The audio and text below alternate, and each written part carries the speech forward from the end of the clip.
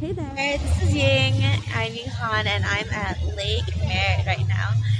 It's a beautiful day, super sunny, and I am just so excited to still be in San Francisco and in the Bay Area.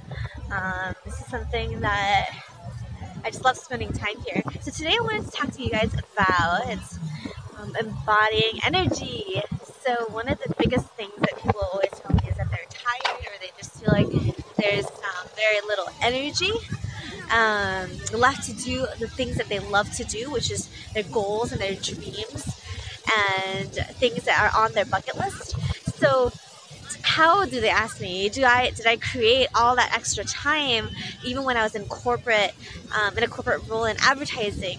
Um, to pursue motorcycle, to pursue different passions, and to take the buffet of passions um, before settling or before finding the one that I'm doing today.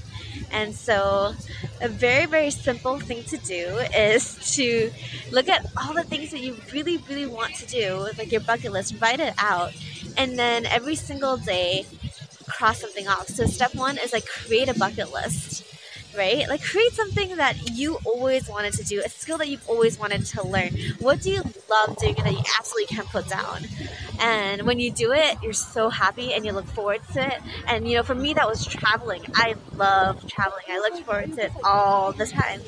Um, and I also love studying about the brain and just studying about how people function and how can you reach your optimum potential, how can you reach optimum satisfaction, and just really figure out, like, how do you live that life and impact the people and live that lifestyle that you've always wanted to do.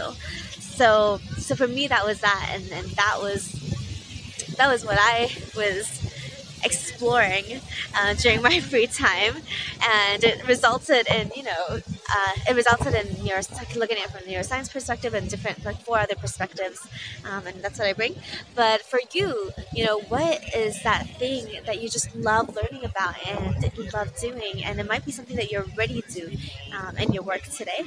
And so what I'd like you to do is go ahead and write that down, and then schedule some time every week to do something extremely exciting for you in that particular area, and see what happens in a month, in 3 months, in 6 months.